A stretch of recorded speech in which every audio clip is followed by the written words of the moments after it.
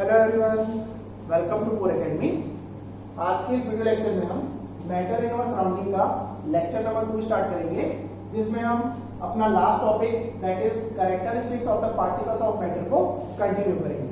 Okay, तो last class में हमने क्या पढ़ा? मैटर के बारे में पढ़ा और मैटर के नेचर के बारे में पढ़ा। तो मैटर का कैसा नेचर होता है? पार्टिकल नेचर होता है। एक बार रिवाइज कर लेते हैं जो अपने लास्ट क्लास में पढ़ा था, उसके बाद फिर आगे बढ़ेंगे। ठीक है, तो मैटर का कैसा nature? Particle nature means matter is made up of particle, made up of particles. ठीक है, फिर उन्हीं पार्टिकल्स की कैरेक्टरिस्टिक्स के बारे में डिस्कस कर रहे थे। कैरेक्टरिस्टिक्स तो क्या क्या पढ़ ली थी हमने? एक पढ़ लिया था साइज और क्वांटिटी। मींस मैटर के पार्टिकल्स की साइज काफी छोटी होती है, वेरी वेरी स्मॉल, और क्वांटिटी बहुत ज्यादा होती है। मींस बहुत सारे पार्टिकल्स प्रेजेंट होते हैं इसमें मैटर है। ठीक है, ये हमारी पहली कैरेक्टरिस्टिक थी। फिर जो अगली कैरेक्टरिस्टिक थी वो क्या थी? Inter particle space. Inter particle space के बारे में पढ़ा था, जिसे हम क्या कहते हैं? वॉइड्स कहते हैं। मींस किसी भी मैटर के पार्टिकल्स के बीच में जो वैकेंट स्पेस होता है उसे ही क्या कहते हैं? इंटर पार्टिकल स्पेस या फिर वॉइड्स कहते हैं। तो हमने लास्ट क्लास में ये दो कैरेक्टरिस्टिक डिस्कस कर लिया। फिर हम आज और भी कुछ कैरेक्टरिस्टिक डिस्कस करेंगे, समझेंगे, फिर उसके बाद स्टेट्स ऑफ मैटर के बारे में पढ़ेंगे। ठीक है, तो आज का वीडियो लेक्चर पूरा देखना और अच्छे तरीके से समझने की कोशिश करना।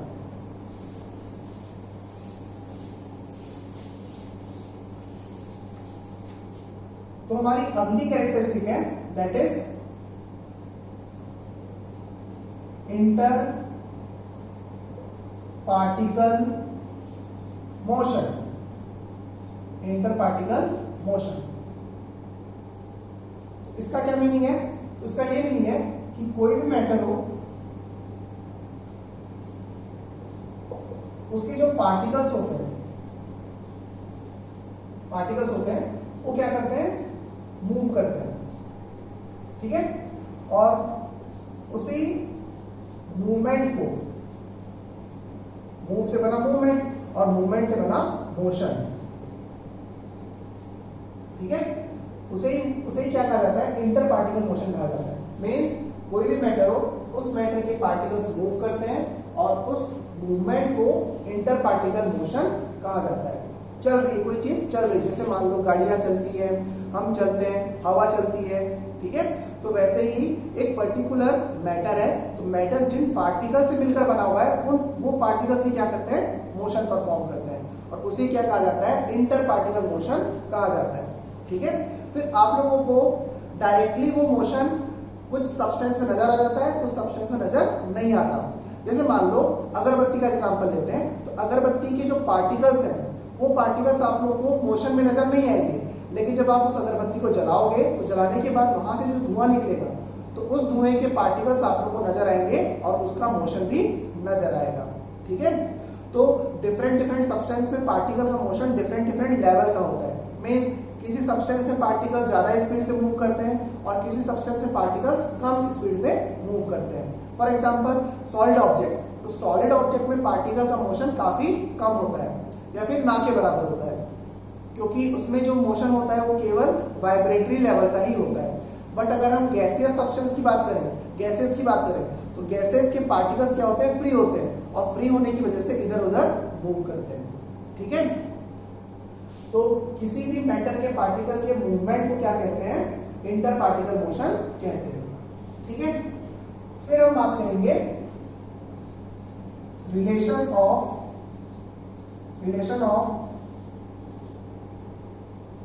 motion of particles of matter with temperature. ठीक है, टेम्परेचर के साथ पार्टिकल के मोशन पे क्या इफेक्ट पड़ता है। तो इसको समझो एक एग्जांपल से। मान लो एक कंटेनर लो, कंटेनर में पानी फिलअप कर लो। पानी फिलअप करने के बाद पानी के पार्टिकल का मोशन ऑब्जर्व करो तो आपको बहुत ही कम मोशन नजर आएगा।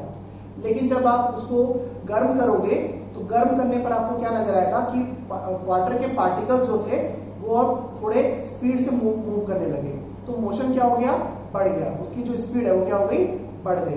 तो इसका मतलब टेम्परेचर बढ़ाने पर पार्टिकल के मोशन की स्पीड क्या हो जाती है, बढ़ जाती है। ठीक है, इसका मतलब हम बोल सकते हैं कि motion of the particle is proportional to the temperature. Means temperature बढ़ाएंगे तो पार्टिकल का मोशन भी बढ़ेगा।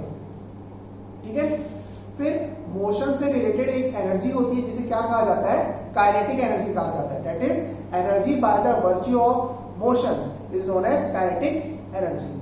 तो इस तरीके से हम क्या डिस्कस कर रहे हैं, kinetic energy of the particle of the matter discuss कर रहे हैं। ठीक है, मींस कोई भी मैटर है उस मैटर के जो पार्टिकल्स हैं उनकी कुछ ना कुछ काइनेटिक एनर्जी होती है। और वो किस वजह से होती है, तो वो होती है उनके मोशन की वजह से। ठीक है,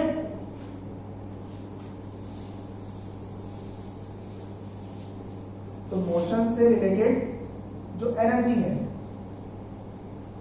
उसे क्या कहा जाता है, काइनेटिक एनर्जी कहा जाता है। और काइनेटिक एनर्जी को हम शॉर्ट फॉर्म में लिख सकते हैं के। ठीक है, फिर काइनेटिक एनर्जी ऑफ पार्टिकल्स और टेम्परेचर में कैलकुलेशन होगा। तो सिंपल सी बात है, अभी हमने पहले देखा था कि किसी भी मैटर के मोशन की जो स्पीड है वो टेम्परेचर के डायरेक्टली प्रोपोर्शनल होती है। मतलब हम टेम्परेचर बढ़ाएंगे तो पार्टिकल की स्पीड भी बढ़ेगी। अब अगर पार्टिकल की स्पीड बढ़ेगी तो उसकी जो काइनेटिक एनर्जी है वो भी क्या होगी, बढ़ेगी।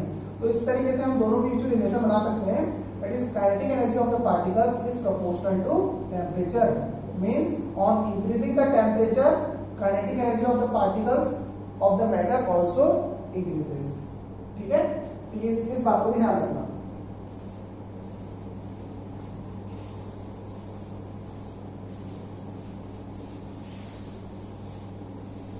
चलिए, तो ये हमारी थी characteristic, that is inter particle motion. फिर अगली कैरेक्टरिस्टिक को डिस्कस करेंगे, वो है inter particle force of attraction. अब इसका क्या मीनिंग है, तो अट्रैक्शन से आप लोग क्या समझते हो, खींचे आना, खींचना या फिर चिपकना। जैसे ये इंक है, तो इंक बोर्ड में चिपक रही है, तो हम कह सकते हैं कि इंक के पार्टिकल्स बोर्ड के साथ क्या हो रहे हैं, अट्रैक्ट हो रहे हैं। ठीक है, तो वैसे ही कोई भी मैटर हो, उस मैटर के पार्टिकल्स के बीच में कुछ ना कुछ फोर्स ऑफ अट्रैक्शन लगता है, जिसकी वजह से उनके पार्टिकल्स एसोसिएटेड फॉर्म में प्रेजेंट रहते हैं। ठीक है, जैसे एग्जांपल लो इस चौक का, तो ये चौक का पीस है, आप लोग को अभी कंटिन्यूअस नजर आ रहा है। कंटिन्यूअस क्यों नजर आ रहा है, क्योंकि इनके पार्टिकल्स के बीच में क्या लग रहा है, फोर्स ऑफ अट्रैक्शन लग रहा है, जिसे क्या कहा गया है, इंटर पार्टिकल फोर्स कहा गया है। ठीक है, अब डिफरेंट सब्सटेंस में वो जो inter particle force of attraction की जो स्ट्रेंथ है वो अलग अलग होती है। मींस जैसे ये चौक है, तो चौक के पार्टिकल्स के बीच में फोर्स ऑफ अट्रैक्शन है वो कुछ होगी। जैसे मान लो इसमें फोर्स लगाऊं, एक्सटर्नल फोर्स लगाऊं, तो उस एक्सटर्नल फोर्स से जो अट्रैक्शन है वो ब्रेक हो जाएगा। जैसे यहाँ पे देखिए, ये मैंने ब्रेक कर दिया एक्सटर्नल फोर्स लगाकर। उससे क्या होगा कि चौक के पार्टिकल्स के बीच में जो फोर्स ऑफ अट्रैक्शन लग रहा था वो क्या हो गया, खत्म हो गया। ठीक है, फिर अगर मैं इस आयरन पे फोर्स ऑफ अट्रैक्शन लगाऊं, एक्सटर्नल फोर्स लगाऊं, जिससे क्या होगा कि आयरन के पार्टिकल्स के बीच में जो फोर्स लग रहा है वो फोर्स काफी ज्यादा है, इस वजह से वो ब्रेक नहीं हो पा रहा। इसका मतलब इसके पार्टिकल्स के बीच में फोर्स ऑफ अट्रैक्शन काफी ज्यादा है। ठीक है, तो इस तरीके से अलग अलग सब्सटेंस के पार्टिकल्स के बीच में फोर्स ऑफ अट्रैक्शन अलग अलग होता है। ठीक है, और उसी फोर्स ऑफ अट्रैक्शन की वजह से पार्टिकल्स आपस में एसोसिएटेड होते हैं और उसी वजह से हमें मैटर क्या नजर आता है, कंटिन्यूअस नजर आता है। तो inter particle force of attraction means the force which result in the association of particles of matter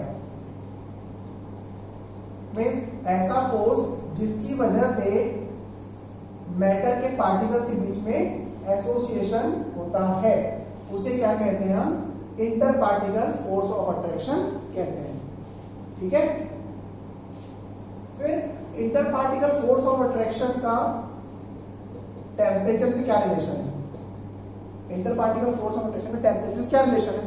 तो इसको इस तरीके से समझो कि हम वाटर को जब बॉईल करते हैं तो वाटर को बॉईल करने पर वाटर के पार्टिकल्स क्या हो जाते हैं, आपस में सेपरेट हो जाते हैं और वेपर बनके बाहर निकल जाती है। ठीक है, तो इसका मतलब जब हम टेम्परेचर बढ़ा रहे हैं तो टेम्परेचर बढ़ाने से पार्टिकल के बीच में जो फोर्स ऑफ अट्रैक्शन लग रहा है वो क्या हो रहा है, वीक हो रहा है और जिसकी वजह से पार्टिकल्स क्या हो रहे हैं, सेपरेट हो रहे हैं। इसका मीन्स टेम्परेचर बढ़ाने पर पार्टिकल्स के फोर्स ऑफ अट्रैक्शन में कमी आती है। ठीक है, तो इससे हम रिलेशन क्या बना सकते हैं, इंटर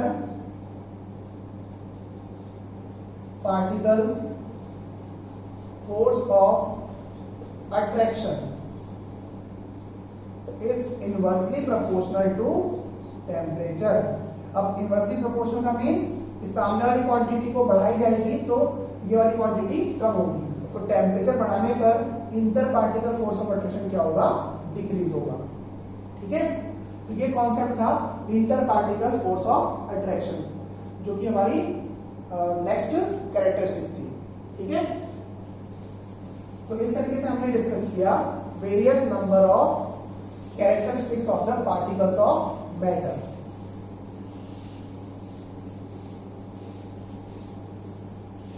ठीक है, फिर अब हम बात करेंगे स्टेट्स ऑफ मैटर के बारे में।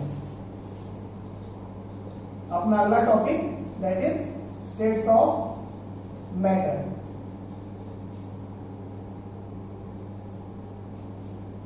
तो states of matter means condition of matter which is governed by the interparticle force of attraction and interparticle space। means matter की कुछ कंडीशंस होंगी, जिस कंडीशन का जो डिसीजन है वो हम किस बेसिस पे लेंगे, तो इस बेसिस पे लेंगे कि पार्टिकल्स के बीच में फोर्स ऑफ अट्रैक्शन कितना है और पार्टिकल्स के बीच में इंटर पार्टिकल स्पेसेस कितना है। ठीक है, तो इंटर पार्टिकल स्पेसेस और inter particle force of attraction के बेसिस पर मैटर की 3 स्टेट्स बताई गई है। तो एक है सॉलिड स्टेट, दूसरी है लिक्विड स्टेट और तीसरी है गैसियस स्टेट। तो मेन जो 3 स्टेट होती है वो सॉलिड, लिक्विड और गैसीय होती है। बाकी जो स्टेट्स 2 अलग स्पेशल टाइप की जो स्टेट है, जैसे कि प्लाज्मा स्टेट और बोस आइंस्टीन कंडेंसेट स्टेट। तो वो जो स्टेट है वो एक अलग लेवल की, एक इमेजिनरी लेवल की स्टेट है, बट फिर भी वो अपने नेचर में एग्जिस्ट करती है, बट उसको डिस्कस हम आगे चल के करेंगे। ठीक है, क्योंकि वो हमारे लेवल का नहीं है। अभी बस बता दिया जाता है आप लोगों को टीचर्स के द्वारा कि बोस आइंस्टीन स्टेट ऐसी होती है और प्लाज्मा स्टेट ऐसी होती है, लेकिन डिटेल फॉर्म में थोड़ी बताया जाता है। तो थोड़ा बहुत जानकारी से आप लोगों को बहुत सारे कंफ्यूजन क्रिएट हो सकते हैं। ठीक, बट फिर भी एक नॉर्मल लेवल पे आप उन चीजों को समझ सकते हो। ठीक है, जैसे कि बोस आइंस्टीन स्टेट बहुत ही कम टेम्परेचर पे एग्जिस्ट करती है और प्लाज्मा स्टेट बहुत ही हाई टेम्परेचर पे एग्जिस्ट करती है, जैसे सन। तो सन में प्लाज्मा स्टेट एग्जिस्ट करती है। ठीक है, तो उन सबको हम अलग तरीके से अलग क्लास में डिस्कस करते हैं। ठीक है, फिलहाल तो हम अपने मेन जो 3 स्टेट्स है उनको डिस्कस करते हैं, that is solid, liquid and gas. तो these are the 3 main states of matter which are governed by the interparticle force of attraction and interparticle spaces। ठीक है। तो अब डिस्कस करने वाले हैं अपन सॉलिड स्टेट, लिक्विड स्टेट और गैस स्टेट को अलग अलग टॉपिक के फॉर्म में, ठीक है। तो सबसे पहले स्टार्ट करते हैं सॉलिड स्टेट।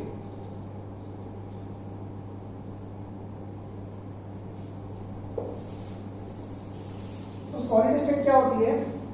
तो मैटर की वो स्टेट जिस स्टेट में मैटर या फिर सब्सटेंस का शेप चेंज नहीं होता और जो वॉल्यूम है वो भी चेंज नहीं होता, ठीक है। That is the state of matter in which the shape of the matter remains same and the volume do not change, ठीक है, unless and until external force, external high force is applied, ठीक है। मतलब जब तक आप लोग किसी पर्टिकुलर मैटर पे बहुत ज्यादा प्रेशर या फिर बहुत ज्यादा फोर्स ना लगाओ तब तक उसकी शेप में चेंजेस नहीं आएंगे, ठीक है। जैसे मान लो ये हमारे पास मार्कर है, तो मार्कर के शेप में कोई चेंजेस नहीं आ रहा मैं जब इसमें एक्सटर्नल फोर्स लगा रहा हूँ, ठीक है। जैसे इसे पुश कर रहा हूँ ना, तो इसके शेप में कोई चेंजेस नहीं आ रहे और इसका जो वॉल्यूम है वो भी चेंज नहीं हो रहा, ठीक है। तो इस तरीके से ये जो मार्कर है वो कौन सी स्टेट में है? सॉलिड स्टेट में, ठीक। फिर वैसे ही मान लो आपके पास ये चॉक है, तो चॉक भी कौन सी स्टेट में है? सॉलिड स्टेट में, क्योंकि इसका शेप वगैरह और वॉल्यूम वगैरह चेंज नहीं हो रहा। एक्सटर्नल फोर्स लगा रहा हूँ, इसको दबा रहा हूँ, कंप्रेस कर रहा हूँ, तो भी इसके शेप में कोई चेंजेस नहीं आ रहे हैं, ठीक है। तो ऐसी स्टेट जिस स्टेट में मैटर का शेप भी चेंज नहीं होता और वॉल्यूम भी चेंज नहीं होता, फिक्स रहता है, मीन्स तो उस स्टेट को क्या कहा जाता है? सॉलिड स्टेट कहा जाता है, ठीक है। तो हम कह सकते हैं the state of matter in which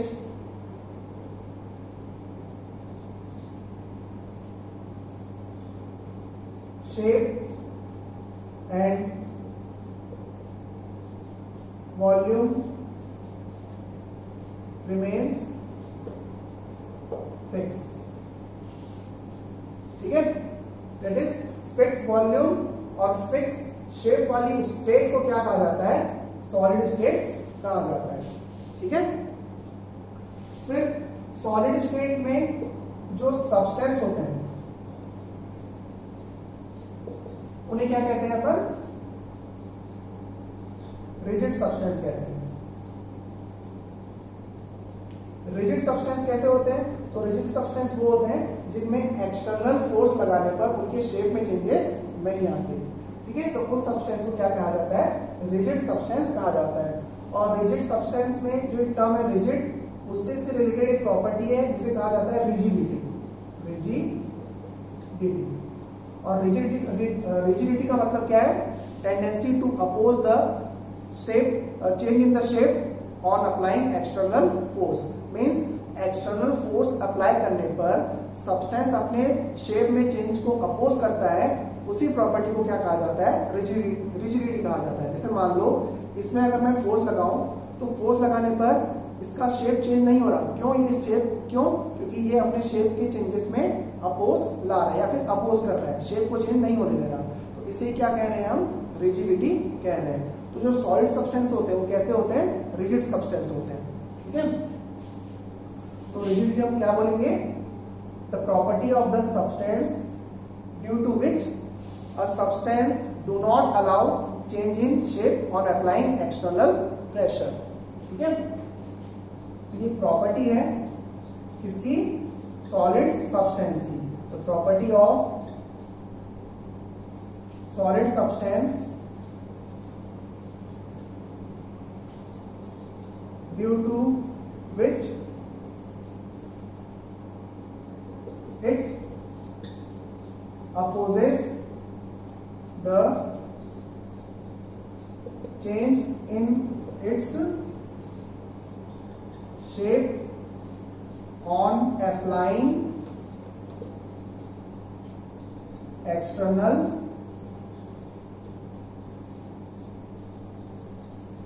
pressure, ठीक है। तो हम रिजिड सब्सटेंस, सॉलिड सब्सटेंस को क्या बोल सकते हैं? रिजिड सब्सटेंस कह सकते हैं, ठीक है। फिर सॉलिड स्टेट में जो सब्सटेंस के पार्टिकल्स हैं that is inter particle space, वो क्या होता है, बहुत कम होता है। Inter particle space is very less, क्योंकि पार्टिकल्स काफी क्लोजली पैक्ड रहते हैं और पार्टिकल्स अगर बहुत पास पास होंगे तो उनके बीच में जो स्पेसेस हैं, वॉइड्स हैं, वो भी क्या होगी, काफी कम होगी। तो इस तरीके से सॉलिड स्टेट में सब्सटेंस के इंटर पार्टिकल स्पेस की वैल्यू क्या होगी, काफी कम होगी। ठीक है, फिर inter particle force of attraction. तो सॉलिड ऑब्जेक्ट्स में या फिर सॉलिड सब्सटेंस में जो inter particle force of attraction है वो क्या होता है, हाई होता है। ठीक है, that is inter particle force of attraction is high in solid substance. ठीक है, जिसकी वजह से पार्टिकल्स अपने शेप में चेंजेस को अपोज करता है, क्योंकि अगर पार्टिकल्स के बीच में फोर्स ऑफ अट्रैक्शन हाई होगा तो उसको जब प्रेस करेंगे या फिर फोर्स लगाएंगे तो पार्टिकल्स आपस में सेपरेट आसानी से नहीं हो पाएंगे, और पार्टिकल्स आपस में सेपरेट तभी आसानी से नहीं हो पाएंगे जब उनके बीच में फोर्स ऑफ अट्रैक्शन क्या हो, काफी हाई हो।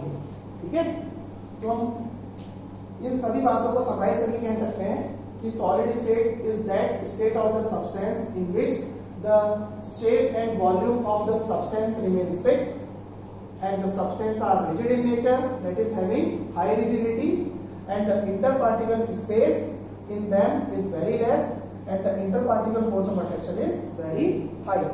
फिर interparticle motion की बात करें तो solid state में interparticle